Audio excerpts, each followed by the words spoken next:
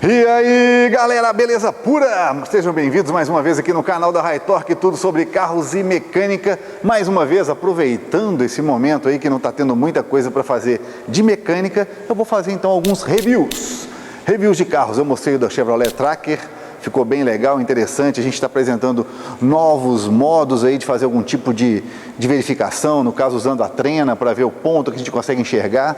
Nesse caso aqui eu já aperfeiçoei esse teste, a gente vai ver também até onde que a gente consegue enxergar aqui a frente do carro, que é para facilitar na hora das manobras. É sempre estar inovando, graças à participação de vocês aqui no nosso canal. Então tá afim de vir comigo aqui na avaliação do Renegade?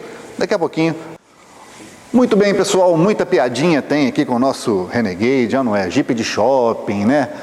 Tem um monte de piadas aí, grupos na internet, mas só que cá entre nós, ele é um dos mais vendidos, é um dos mais queridinhos aí, SUVs do Brasil, né?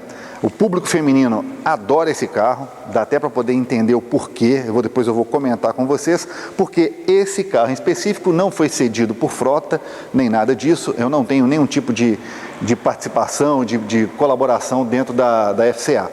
Então esse daqui foi alugado. Eu aluguei esse carro por 30 dias na Localiza para de fato ter uma opinião real do carro. Tá? Esse negócio de fazer test drive de um dia, dois, muito difícil você realmente sentir o carro. Você tem que colocar ele em diversas situações para aí sim você ter uma opinião mais próxima do correto, para poder passar o melhor para você que pensa em adquirir um carro desses. Bacana? Para vocês terem uma ideia, é muito diferente um ponto de vista de um entusiasta, de quem realmente gosta de carro e entende, para uma pessoa leiga que busca um carro. Uma pessoa leiga, às vezes, vai buscar pontos que você nem pensa que ela vai olhar. Quer um exemplo? A minha esposa ficou com esse carro. Ela adorou o carro, adorou a posição de dirigir, adorou o peso da direção.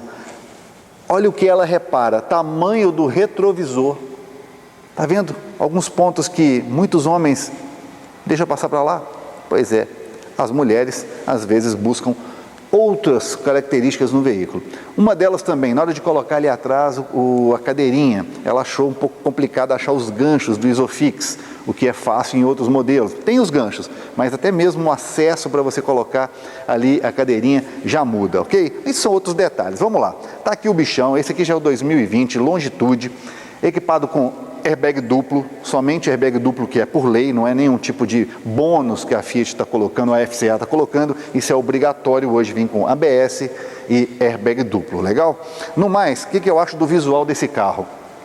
O visual desse carro, para mim, não me agrada, ele não me agrada, eu não gosto desse visual quadrado, tá bom? Eu não acho um carro bonito, mas dá para entender por que muita gente compra esse carro. Tem pessoas que acham esse tipo de visual bacana. E aí você fala, pô, DG, mas é um Jeep. Olha, essa plataforma, de fato, ela foi pensada para um veículo 4x4, tá? Tem a motorização turbo diesel, ele tem a versão realmente para off-road. Porém, o mercado observa o tempo todo que tem gente que acha bonitinho o visual do carro, que gracinha, mas não está nem um pouquinho a fim de fazer trilha, não vai nunca colocar um carro desse na terra. E o que um fabricante faz? Vamos colocar então a versão mais simples, uma versão mais de entrada, com motor mais acessível, motor mais compacto, sem tração 4x4, porém, essa plataforma está pronta para o 4x4. E aí é que a gente chega num outro ponto, o peso desse carro. Ele é tão pesado, mas tão pesado, que isso acaba refletindo diretamente na parte de desempenho e consumo com esse motor 1.8 que está aqui. E a gente vai falando disso no decorrer do vídeo. Antes da gente entrar então nessa parte técnica dele, fazer um panorama, né? Visual, me agrada? Bom, eu particularmente não acho um carro muito bonito, no meu gosto. Isso é questão de gosto pessoal. Mas olha, a mulherada principalmente adora esse carro, então cada um com seu gosto, né? Visual de Jeep, você vê que ele tem aí ele passa uma robustez nessa construção dele. Você vê que é um carro que quando você está dirigindo, você sente ele mais sólido, é uma plataforma bem robusta, tá? É uma coisa que você percebe ao dirigir. Qual que é a derivação dessa plataforma? De onde ela vem? Daquele quinhentão que tem lá fora. É o quinhentão. É o Fiat 500 grandão, tem um lá fora, a plataforma é derivada dele, tá bom? Retrovisores grandes com repetidores de seta, né? Aqui a parte lateral dele, ele é bem quadradão. Aqui atrás as lanternas características aí da Fiat, da Jeep, né, obviamente. E vamos dar uma olhadinha também aqui no nosso porta-malas, né? Aqui no nosso porta-mala, no nosso mini porta-mala, são 320 litros de capacidade. Como diz o meu amigo lá do carro-chefe, não dá nem para colocar um presunto aqui dentro. Mas eu tenho aqui as caixas raízes aqui de teste, que a gente faz o seguinte, a gente coloca aqui e aqui, só para ter uma noção, comparando aí e tal, ainda sobra um pequeno espaço, nada para cima, nada para baixo. Aqui, se eu levantar a tampa, eu tenho apenas o step. Aqui, ó, step de uso temporário, vai aqui, assim como triângulo, chaves e etc.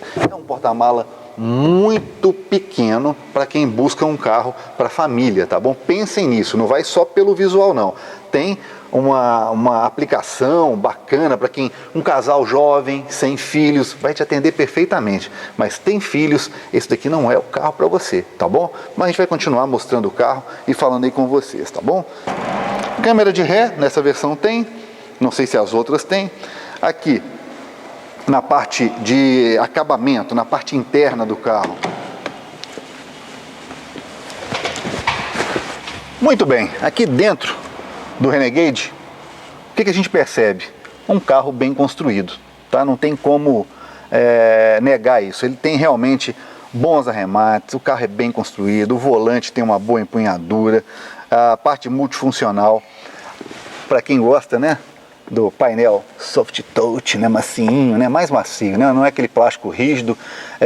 Eu vejo as pessoas buscando esse tipo de acabamento no carro, mas lembrando que eu não vou sentar aqui no painel, né, para mim não faz tanta diferença assim. Algumas coisas só servem para deixar o carro um pouco mais caro. As pessoas buscam tantas coisas nos carros que às vezes a gente fica querendo entender, né, mas tudo bem. É um acabamento mais primoroso, tá? Um acabamento mais refinado, mais requintado, vamos dizer assim. Legal? Tá aqui tudo à mão. Nada de botão start-stop. A chavona convencional mesmo, tá? Para abrir a porta tem que apertar o botão aqui do controle. Quem diria que a gente ia chegar nesse tempo de reclamar disso, né?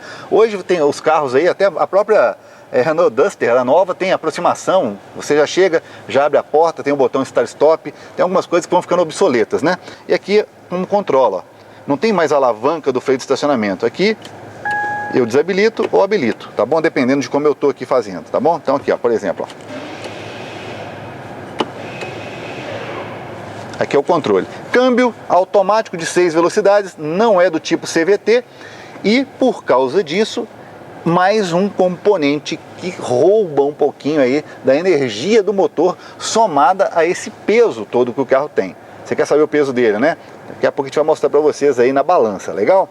Bom, o sistema multimídia, legal, dá para você conectar aqui pelo USB o seu Android Auto ou Apple CarPlay, tomada 12 volts. Para quem não sabe por que o formato é redondinho? Aí, turma nova, para você aí, meu jovem mancebo, na época isso aqui era um acendedor de cigarros, né? Esse formato era aquela bagaça que acendia cigarro, acabou continuando com o mesmo formato, né? Mas ainda bem que hoje a gente vive num país aí que tem menos fumantes. Você fuma? Você é um belo de um vacilão, hein? Com tanta informação, você ainda fuma ainda, né? Mas tudo bem, deixa isso pra lá. Muito bem, a parte aqui dos difusores de ar, bem legal, posicionado aqui no alto, bacana. Aqui, essa parte aqui da iluminação. Os bancos tem um visual legal, uma costura bacana. Aqui tem um porta-objetos, ó. Olha que legal. Você levanta o assento do passageiro e tem acesso aqui a um porta-objetos, onde dá para guardar algumas coisas importantes aí. Quem é CAT sabe do que eu estou falando, né? Então apoio aqui de braço para você colocar, tem um porta-objetos aqui, tá? Legal, porta-copos, colocar aquele lanchezinho saudável aqui do McDonald's, aqui também porta-objetos, porta-treco, e é isso aqui, tudo multifuncional. Detalhe de troca de marchas aqui atrás do volante. Quem é que gosta disso? Você gosta de trocar a marcha? Fala a verdade. Fala a verdade. Quantas vezes você troca manualmente quando você tem um carro automático? Muita gente, porque não tem as borboletas, porque não tem o negócio de trocar aqui na marcha, mas quando tem, não usa. Não usa. Tá aqui um cara que usa só quando compra o carro. Compra, ah, legal, nossa, dá para trocar. Cara, numa boa, você compra um carro automático para você trocar marcha? Então, né? Então é questão de gosto. Bom, vamos fazer o seguinte. Quem está sentado aqui, como é que é o visual aqui? Vamos entender. Eu vou sentar aqui agora do lado de cá para a gente poder entender, que eu acho que fica bem camuflado aqui a parte de velocidade, galera. Isso é muito bom, você ter um painel que quem está aqui do seu lado não fique sapeando aqui a velocidade que você está. Sabe do que eu estou falando? É igual no teste da Tracker. Agora eu vou falar sobre isso. Deixa eu sentar aqui e comentar com vocês. Muito bem. Estou posicionado aqui agora no banco do passageiro para poder ver o que eu consigo ver ali no painel. Bom, quantos giros, eu tenho acesso total aqui, dá para sapear. Se a dona onça for brava, ela vai ficar de olho aqui no quantos giros. Ela consegue inclusive ver o seu computador de bordo. Mas no odômetro, com o banco nessa posição que está aqui, ela vai ver só até 60 km por hora. Depois disso, ela fica sem informação, brother. Aí você pode acelerar. Só que nesse daqui, ela vai sentir que está em alta velocidade, porque esse motor urra para deslocar essa bagaça. Se fosse um carro com motor mais forte, se fosse uma diesel, você ia andar ali com baixa rotação, alta velocidade e ela nem ia perceber. Porém, nesse daqui, sei não, acho que acaba entregando. Vamos dar uma olhadinha aqui atrás. Sempre eu gosto de colocar os bancos da frente na posição que eu andaria para ver se uma pessoa da minha estatura vai de boa aqui atrás. Vai no limite aqui, ó, no limite, dá para ir numa boa. Tomadinha USB aqui atrás, isso faz parte agora da realidade dos carros. Aqui, na verdade, eu chamo um carro desse de 4+1, ou seja, 2 pessoas na frente adultos, 2 adultos atrás, e dá para ir uma criança aqui atrás. Porque cá entre nós, como que uma pessoa vai confortável aqui? Como vão 3 pessoas aqui? Não tem, sabe, é sem noção, beleza? Bom, sistema Isofix, aqui ó, chatinho de achar, não tem aquelas janelinhas, aquelas portinholas, mas tem aqui o indicativo aqui dos ganchinhos para engaixar, para colocar aqui a cadeirinha. Se for para utilizar aquela cadeirinha do tipo Forever, você vai precisar de afastar esse banco para frente, porque senão não vai dar para colocar legal. Lembrando, pessoal, que esse carro não é um carro para quem tem filhos, na minha opinião, tá bom? Você quer um carro para um casal jovem, tá recém-casado, não está pensando em ter filhos, ou esse carro, para você ter uma ideia, esse Jeep nos Estados Unidos é carro de quem está na high school, cara. É para o jovem, para ele que anda sozinho no carro, não tem nada a ver com família. No Brasil é que ele entra num outro tipo de segmento, porém, digo para vocês, na minha opinião, não é um carro familiar. Bom, um detalhe, se você é um casal jovem, bacana, não vai carregar muitos amigos, porque viajar com a galera e achar que vai colocar alguma coisa aqui atrás, dá para você colocar aqui atrás as carteiras e os smartphones só. Mas o smartphone vai no colo, dá para colocar as carteiras e as bolsas, as mochilas aqui atrás, não cabe mais nada. Mas para você que é só você e a esposa, o maridão, o casal e quer transportar mais coisas, tem a opção de vocês então, ó, rebaterem os bancos, né? Tanto esse como o de cá que eu estou nele agora, você vai rebater, vai ficar plano aqui o porta-malas e dá para você então aumentar a capacidade de carga do Renegade.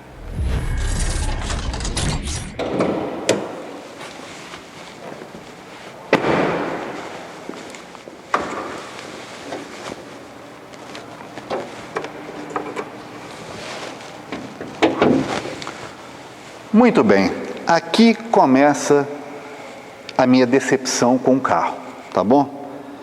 Aqui é que está o grande problema para mim hoje, quando a gente vai falar de carro, ainda mais nos tempos que a gente vive hoje de etanol nas alturas, gasolina nas alturas. Agora, nesse tempo aí de quarentena, deu uma baixadinha, mas é só terminar, tudo vai voltar ao normal. E a gente tem um motor aqui que parece um dragão na hora de beber. Ele consome tanto combustível que no ciclo urbano com ele, o máximo que eu consegui fazer foi 5 km por litro. Dirigindo tranquilo. Isso porque é um carro pesado, automático, com um motor que tem, eu tenho lá 130 e poucos cavalos de potência, tá, 130 e tantos, né, foi feito um trabalho nesse aqui, esse aqui é o e-torque que tem quase 140, 139 com etanol, quase 20 kg de torque também no etanol. O problema é a faixa de rotação que entrega esse torque e potência, então aí você tem que colocar giro. Quando você coloca giro, o que acontece? Você aumenta o consumo. Então a gente tem aqui um motor é o mesmo e-torque, uma palavra Evo, né, que ele teve algumas evoluções, recebeu o coletor comando variável, o coletor também é modular, tem aqui a parte de, olha, mostra para a galera aqui, ó, o coletor é modular, ele trabalha, ele muda a forma que o ar entra para os cilindros, melhorando em baixa ou em altas rotações, tá bom?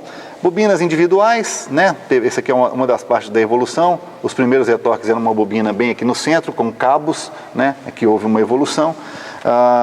No mais é um motor convencional, equipado com uma bateria parruda, uma bateria forte, porque ele tem aquele bendito sistema Start-Stop, que é uma maravilha apenas para o carro conseguir ter uma boa classificação na parte de emissões, e muita gente acha que isso traz uma economia de combustível. Na minha opinião, é um belo desconforto, o ar-condicionado fica quente, toda hora o carro entra em funcionamento e desliga, e isso sobrecarrega o sistema elétrico do carro. Não adianta, sobrecarrega sim, né? Você vai ter problemas com a parte elétrica do seu carro. Primeira coisa que eu faço nesses carros com Start-Stop é ir lá no botãozinho e desligar. Uma pena que alguns carros da Chevrolet não dá para poder fazer isso.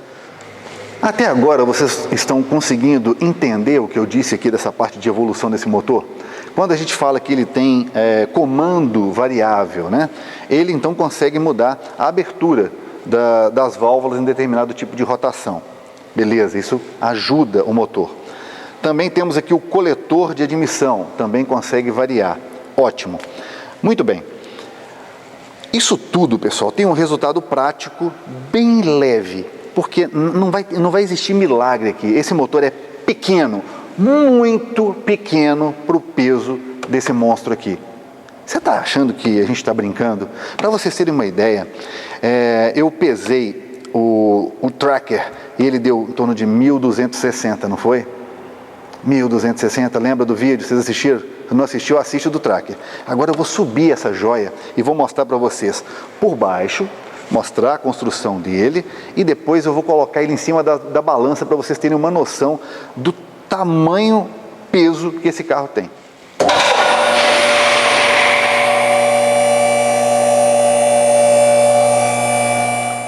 Jeep no alto, para a gente ver um pouquinho aqui por baixo, né? Vamos conhecer o carro por baixo, ver um pouquinho dessa parte mecânica dele. Será que tem alguma coisa diferente, alguma coisa, é utilizado muito alumínio na suspensão dele? Não, a gente vê que aqui não é o caso, né, pessoal? Olha só, o motor e-torque, velho conhecido, está aqui com apenas um tipo de defletor aerodinâmico, não tem função de protetor de cárter. Muita gente pode achar, mas olha só, para proteção de cárter, ou você tem uma proteção metálica ou não tem, vai dar na mesma. Aqui tem função mais, na minha opinião, de aerodinâmica. Braços oscilantes, usa aqui as bieletas que ligam o amortecedor aqui às barras estabilizadoras, aço estampado. Eu recebi de um espectador do canal uma informação que algumas unidades do Renegade, eu acho que deve ser as anteriores, tem um recall aí, tá? Não sei se é da pinça, de freio. Depois eu vou tentar colocar para vocês isso daí, tá bom? Subchassis, aqui o agregado, aqui a parte da direção dele, a caixa de direção, que é convencional, ele tem assistência elétrica, e a gente vê um cuidado que a Jeep teve aqui nessa parte aqui de proteção, né, uma capa aqui por baixo, ó. Tanto a linha de freio, né, aqui os conduítes aqui que levam o fluido de freio lá para trás, tem essa proteção, né, uma pequena proteção.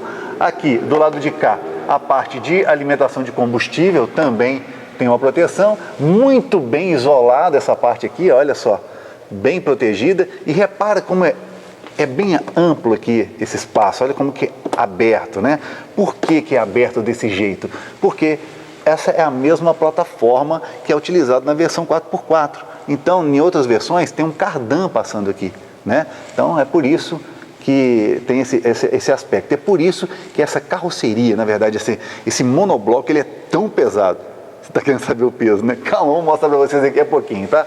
Aqui, ó, tanque de combustível, uma proteção também, um defletor de calor aqui também, para proteger o tanque do calor do sistema de escapamento. E na suspensão aqui atrás, olha que bacana, multibraços. Aqui é uma suspensão independente, freio a disco também aqui na traseira, usa o sistema de freio de estacionamento elétrico.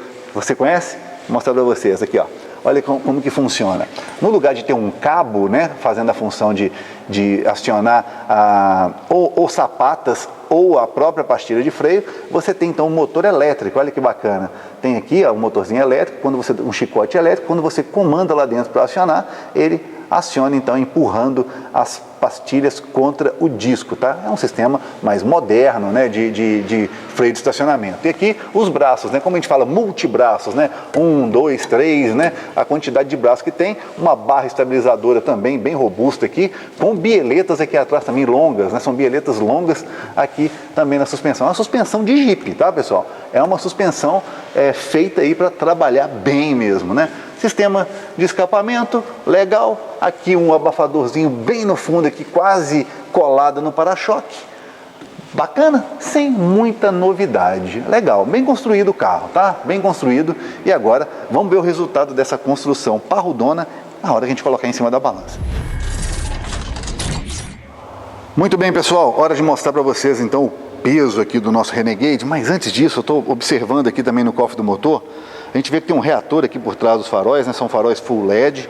E olha que interessante, tem um acabamento bacana aqui na lateral. Parece que tudo isso aqui é uma preocupação da marca em fazer um acabamento legal. Aí algumas pessoas vão perguntar, puxa vida, deixa, não tem aqui nosso amortecedor para abrir o capô? Pessoal, tá aí um detalhe também que eu não faço a mínima questão de ter num carro. E aqui também não tem aquela presença da manta acústica. É uma manta acústica ou uma manta térmica? Se for acústica, vamos pensar da seguinte maneira: qual é a necessidade de colocar uma manta acústica? Quando você tem um propulsor que faz barulho ou emite uma frequência de determinado ruído. Se aqui não houve necessidade de colocar, então é porque está satisfatório. Nem sempre quando um carro tiver uma manta, quer dizer que ele seja melhor do que o outro. Às vezes pode ser inclusive o contrário. Você pode ter um carro que tenha manta justamente para abafar o ruído desagradável que aquele motor tenha. Então, cada caso é um caso e também tem as versões. Não adianta você querer de uma versão intermediária o mesmo acabamento que uma versão de luxo, ok? A gente precisa entender esses pontos. E por falar nisso, lá atrás, né? Cinto de 3 pontos, encosto de cabeça para todo mundo, agora é lei. No Brasil, todos os carros têm que ter isso. Uma maravilha para você que nunca precisou de colocar ninguém atrás, porém que vai pagar o carro mais caro, porque agora é obrigatório ter, tá bom? Eu sou a favor de segurança, o carro tem que ter segurança. Mas esse caso aqui, por exemplo, é um carro que tem airbag duplo. Se eu quero mais airbags, eu compro uma versão que tenha mais airbags. Se eu tenho um carro desse e eu não quero que ele tenha 3 encostos de cabeça e cinto para 3 pessoas, é porque eu quero um carro assim. Vai me atender daquela maneira. Isso dá pano para manga, dá muito pano para manga, e a gente vai conversar sobre isso depois num vídeo exclusivo sobre isso. Aí eu deixo uma pergunta para vocês comentarem aqui embaixo. Se existisse hoje ainda o Mille Fire à venda, lembra do Mille quadradinho? É aquele que não estragava, que não dava pau? É, o Fusca dos tempos passados, até pouco tempo atrás. Se tivesse ele em torno de 25 mil reais à venda hoje, no máximo 28, você compraria? Deixa aqui nos comentários. E na sequência aqui então, pessoal, está aqui, ó, 1.357 quilos, ele está com o tanque próximo da metade, então a gente pode colocar aqui talvez mais uns 20 quilos, uns 23 quilos, daria em torno aí então de 1.380. Ou seja, quando a gente compara com a Tracker, que a gente testou esses dias agora, dá uma diferença de mais de 100 quilos. E 100 quilos é muita coisa. Só para vocês terem uma ideia, seria aí 2 Gideone sentados dentro do carro. O Gida pesa mais ou menos isso, uns 50 quilos. Então, ou seria quase eu, uma pessoa mais pesadinha. Então, aí só vocês terem uma noção. É muita coisa. Imagine, para você ter uma noção, imagine você colocar então 2 sacos de cimento lá atrás do seu carro e andar com esse saco de cimento. Aí você vai ver onde que vai refletir, principalmente nesse motor pequeno para esse peso. É um motor e-torque, um motor que era originalmente aí mais para poder equipar carros mais leves, né? Aí onde ele vem parar? Num monstro de quase 1.400 quilos. Ah, não vai ter jeito, vai ter que subir giro para andar, ainda mais com câmbio automático, galera. Isso bebe muito, muito mesmo. Agora, quando você dirige ele de forma bem tranquilinha, de boa, na estrada, sozinho, você pode conseguir ir próximo dos seus 11,5, mas andando na casquinha, em torno de 11 por aí. É o melhor que você vai conseguir com ele. E dentro de cidade, dependendo do trânsito, dependendo da metrópole que você vive, você vai conseguir médias aí, às vezes, até abaixo dos 5 km por litro quando tiver abastecido com etanol. Por quê? O motor é ruim? Não. Mais uma vez, um motor muito pequeno para um carro que foi feito para ser um 4x4 e é pesado. Geralmente, quem compra um carro assim mais altinho, né? Tem um público que gosta muito desses carros mais elevados por causa do campo de visão. Às vezes, está um pouco mais elevado, você tem uma visão um pouco mais panorâmica, um pouco mais à frente. Às vezes, nem sempre você tem uma visão do solo comparado com outros carros, mas uma outra coisa, um outro ponto que eu quero mostrar nesse vídeo, que a gente vai estar sempre fazendo algumas atualizações e correções, graças às dicas que vocês deixam pra gente, eu comecei a fazer um teste interessante. Posicionado lá dentro, ajustado o banco para o meu conforto, eu quero então comparar quando o banco está mais elevado e mais baixo, para ver o tanto que eu consigo enxergar da frente do carro, até onde a minha visão vai aqui na frente do carro. E o que eu percebi? Com o banco totalmente baixo, eu tenho uma visão mais ou menos até aqui, ó, que vai dar em torno de 35 centímetros daqui até o para-choque. É uma boa visão. E se eu deixar ele eu estou falando para vocês com um banco mais baixo. Colocando o banco na posição mais elevada, eu tenho então 24 centímetros de distância, que eu consigo ver até esse ponto. Eu usei essas duas fitinhas aqui só para poder ilustrar isso para vocês. São alguns pontos que eu acho interessantes e eu vou comparar com o hatch também. Pô, DG, qual é a relevância desse teste? Até onde que eu enxergo a frente do carro? É importante na hora de fazer manobras, né?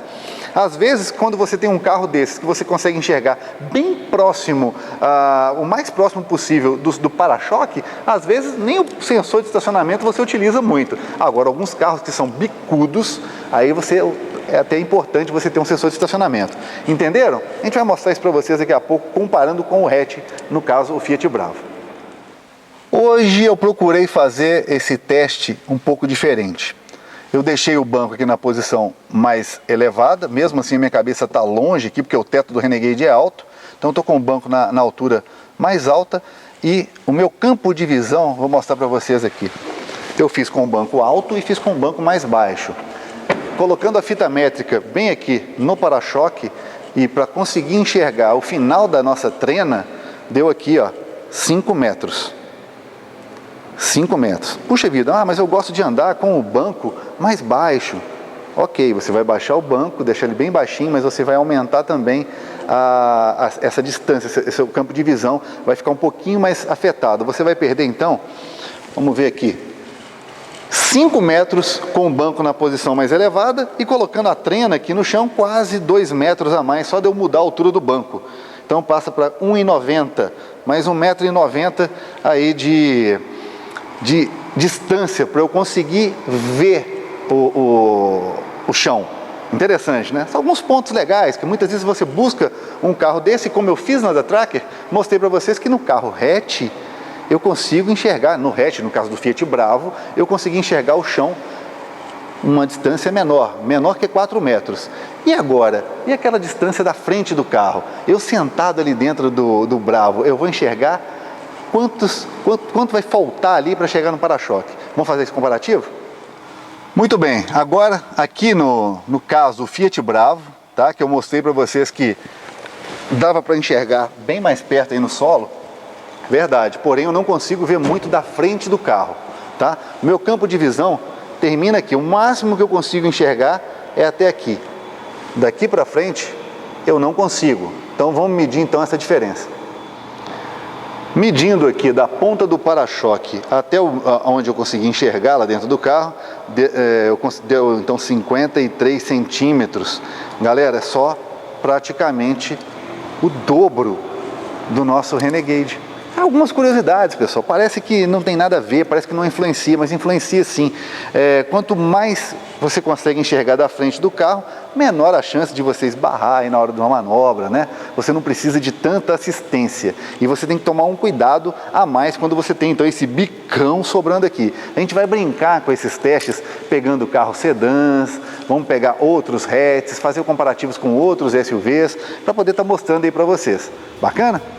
Vamos fazer então o nosso percurso de testes que leva em consideração um pequeno trajeto urbano e um trajeto relativamente bacana aí, rodoviário aqui na Anhanguera.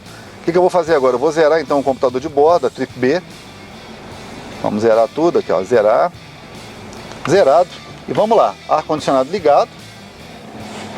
Obviamente, o teste sempre vai ser com ar ligado.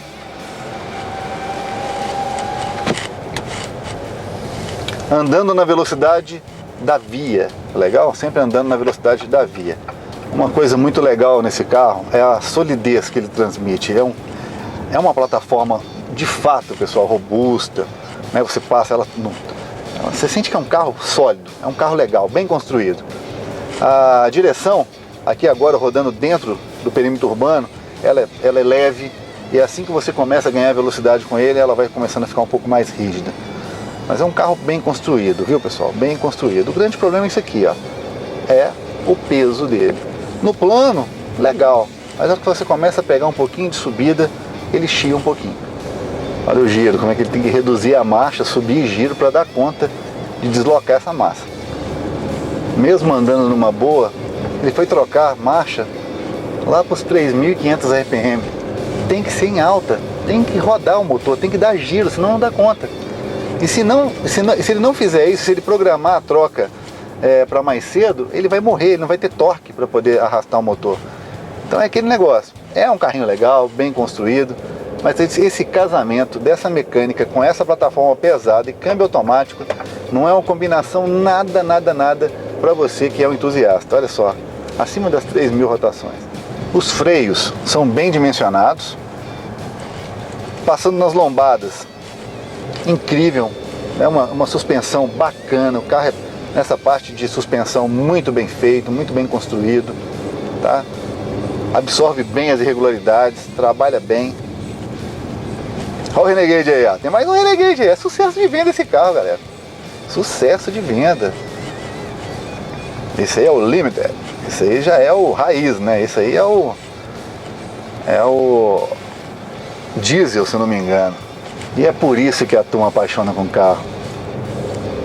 A construção, o requinte dele, nível de ruído baixo, a boa ergonomia. Então isso tudo acaba encantando os proprietários, que não estão se importando muito com desempenho, né, e economia de combustível. Tem muita gente aguardando, né, o novo motor 1.3 Firefly Turbo, né? Vai ter os motores 1.0 e 1.3 Firefly. Mas olha, eu acho que esse motor deve chegar em breve para alguns carros aí da FCA, porém eu não tenho certeza se todos os carros vão receber esse motor, até porque, por mais que esse motor seja beberrão e fraco, esse carro vende bastante. Até porque o consumidor brasileiro, ele busca alguns pontos nos carros que ignoram essa parte de eficiência, sabe? Acho que isso vai ser aos poucos que isso vai mudar na cabeça do consumidor brasileiro. Agora eu estou pegando então agora aqui a alça de saída aqui da estrada de Vinhedo e vou pegar então aqui a rodovia Anhanguera, onde eu vou andar a 100 km por hora, que é a velocidade permitida da via. Legal, vamos andar a 100. Mais uma vez eu consigo andar aí nos 100 km por hora, mas um pouquinho acima das 2.000 rotações por minuto. Quando a gente compara com o motor turbo com mais torque, o que acontece? Eu consigo andar abaixo das 2.000 rotações por minuto. Uma dica legal, tente andar no máximo a 2.000 rotações, claro, se você tiver um carro com motor. Se for um motor fraco, motor 1.0, vai ficar um pouco complicado. Mas se você conseguir andar no máximo até 2.000, você vai ter um carro bem econômico, independente do carro. Até esse daqui eu consigo o máximo de eficiência dele rodando aí a no máximo 2.000 rotações por minuto, como eu estou aqui agora. 2.000 e estou ali próximo dos 100 km por hora.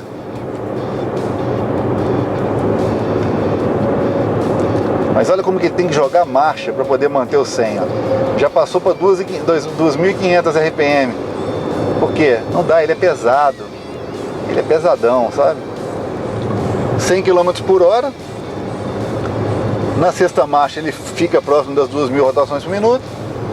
O isolamento, tanto dos ruídos dos pneus quanto do vento, né, da parte aerodinâmica, tá tranquilo, bem isolado. Legal o carro. Mas que é manco, é. Manquinho, manquinho.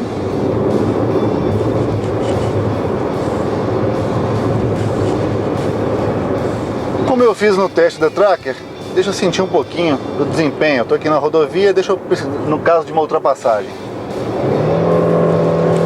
Olha o giro para onde vai. 5.000, quase 6.000 rotações para fazer uma ultrapassagem aqui agora no caminhão, por exemplo. Ele vai, só que urra para chegar numa velocidade mais alta. Então faz parte do pacote. Saindo aí da rodovia, entrando novamente em Vinhedo e pensando aqui com meus botões, né? Imagina se esse carro tivesse um motor moderno. Imagina esse carro hoje com um motor com mais torque embaixo, com mais eficiência. Ia ser complicado para os concorrentes. Ficaria bem complicado. E passando na parte de irregularidade aqui da entrada de Vinhedo, tem o nosso teste de suspensão e ruído interno. O carro não bate nada, absorve bem. É um carro novo também, um carro de locadora, com menos de 3.000 km rodados. É um carro zero. Então não dá nem para ter como uma referência depois de um tempo, né? Mas geralmente a gente vai fazer esses testes com os carros novos. Então o parâmetro é igual. Muito bem, pessoal, depois de dar uma volta aí no nosso circuito de teste, rodamos 18,5 km, deu um consumo médio aí de 7,7 km por litro de etanol, tá? Essa é a referência. Gastamos em torno de 22 minutos para fazer o mesmo circuito que a gente fez com o Tracker. O Tracker estava abastecido com gasolina, então a gente conseguiu 14 km por litro nesse circuito. Já o Renegade está abastecido com etanol e ficou um pouco abaixo dos 8 km por litro. Se você quiser ter uma noção mesmo de consumo, de custo por quilômetro rodado, aí faz a conta aí agora na sua cidade. Pega o valor do litro do etanol, o valor do litro da gasolina e faça a divisão pelo quilômetro rodado, que eu estou mostrando para vocês. E aí vocês vão ter uma noção de qual é o carro mais barato, qual que é mais eficiente, qual que vai custar menos na hora de abastecer ele no final do mês. E é isso aí, pessoal, chegamos a mais um final de um teste, né? Obviamente que a gente vai evoluir bastante esses testes, a gente vai roteirizar tudo bonitinho, vai colocar tudo seguindo um modelo bem parecido de um com o outro, até mesmo para a gente conseguir fazer um comparativo bacana. Bom, vão entrar outras informações aí no decorrer do vídeo. A gente vai pesquisar outras coisas que vão além dos números do carro, né, dos números oficiais de tamanho, peso, né? A gente vai querer incrementar, e graças à participação de vocês. À medida que vocês vão assistindo, vão deixando nos comentários, a gente vai filtrando, vai vendo o que de fato a gente acha que é relevante, e a gente vai colocando então aí para vocês, tá bom? É um tipo de review simples, bem honesto, um pouco mais profissional, onde a gente coloca a nossa experiência também na parte de manutenção, tá? Aqui a gente teve um consumozinho relativamente alto, né, para um percurso desse que a gente fez, menos de 8 km por litro, mas vale levar em consideração que ele estava abastecido então com etanol, diferente do nosso primeiro review desses carros, que foi aí na casa dos 14, porém com gasolina. Uma dica muito legal para você fazer, vale a pena reforçar, é fazer então o cálculo por centavo, né? Quanto custa o quilômetro, tá bom? Pega o valor do litro do combustível, divide pelo valor quanto que ele está dando por litro, né? E aí você vai ter uma noção de quanto custa o seu quilômetro rodado. Tem que usar um pouquinho aí, fazer um pouquinho de conta aí, é facinho, aí você vai ficar sabendo se aquele motor era ou não, mais ou menos eficiente do que os outros. Aqui, mais uma vez, o bichinho é pesado e preguiçoso, mas quando a gente fala de construção, o carro é bem legal. Um abraço, pessoal, e até o próximo review, que vai ser com a Renault Duster nova, novíssima, e também eu quero aproveitar e ver se eu consigo gravar com o Volkswagen